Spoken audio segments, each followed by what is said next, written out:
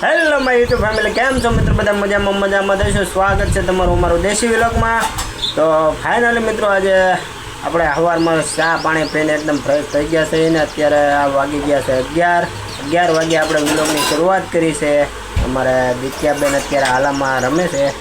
જો તમને બતાવું કે અમારા દિત્યાબેન આવ શું કરો છો બેન? અને આ તો અમારા વિરાજભાઈને તમે ઓળખતા જ હશો બધા. આ બાજુ જો વિરાજભાઈ, અમારા વિરાજભાઈ આ શું લાવ્યો? શું છે એને શું કહેવાય? આને શું કહેવાય? લીંબુ. લીંબુને શું કરવા? હે લીંબુ પાણી.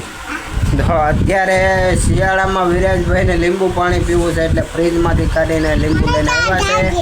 ને હવે આપણે બપોરને દાળ બનાવવાની છે એટલે આપણે કાપવાના છે મરચાં અને ડુંગળી ને એવું. તો હાલો મિત્રો અત્યારે આપણે મરચાં અને ડુંગળી કાપી નાખવી. તો કન્ટિન્યુ આપણા વ્લોગમાં બન્યા રહીજો.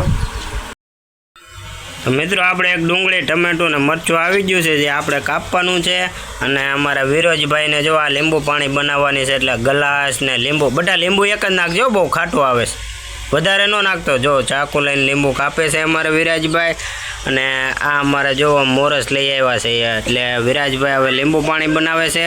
અને આપણે છે જે આ ટમેટું ડુંગળી અને મરચું આવી ગયું એ આપણે હવે કાપી નાખવાની છે. ચાકુ આપણે તૈયાર જ થઈ ગઈ છે.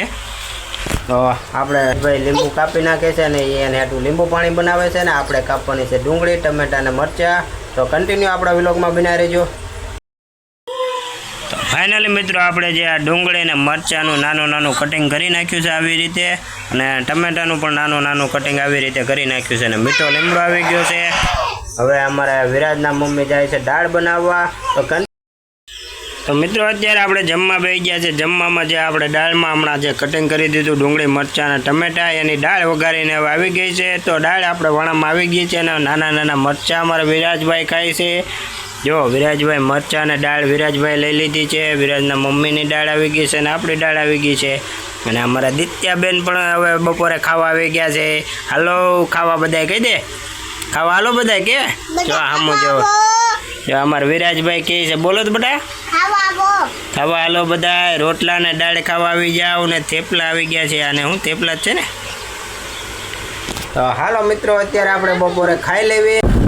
તો ફાઇનલી મિત્રો હું અને વિરાજભાઈ જઈ છે બગદાણા વાળ કપાવવા. તો વિરાજભાઈ અમારા ગાડીમાં બેસી ગયા છે.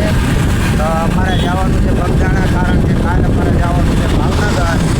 તો એની માટે અમારા વિરાજભાઈને વાળ કપાવવાના છે એટલે અમે જઈએ છીએ બગદાણા. ચાલુ ગાડી ઉપર ચડી. હા વિરાજભાઈ શું કહે છે કહો તો. હા વિરાજભાઈ કહે છે લાઈક સબસ્ક્રાઈબ કરી દેજો. અત્યારે અમે જઈએ છીએ મિત્રો બગદાણા રોડ ઉપર ચાલુ ગાડીએ અમારી બાઇક લઈને જઈએ છીએ.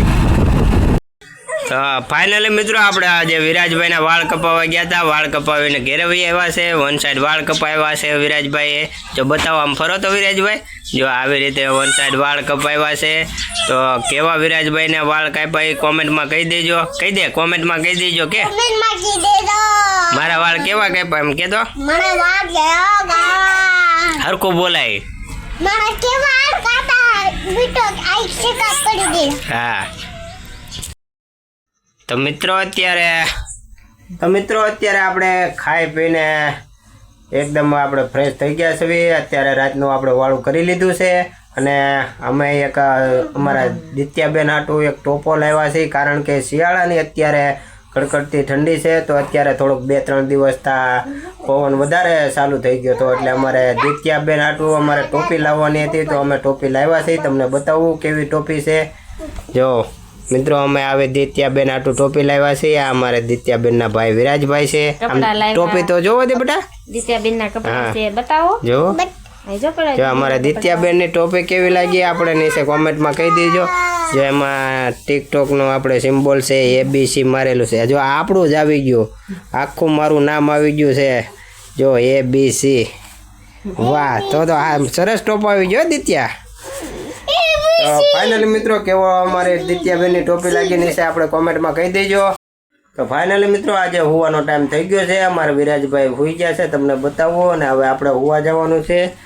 આ અમારા વિરાજભાઈ છે, જુઓ હવે હોવાની તૈયારી કરે છે. તો મિત્રો આજ માટે એટલું જ. ફરી પાછા મળીએ કાલ નવા વિલોગમાં. જય માતાજી, જય શ્રી કૃષ્ણ.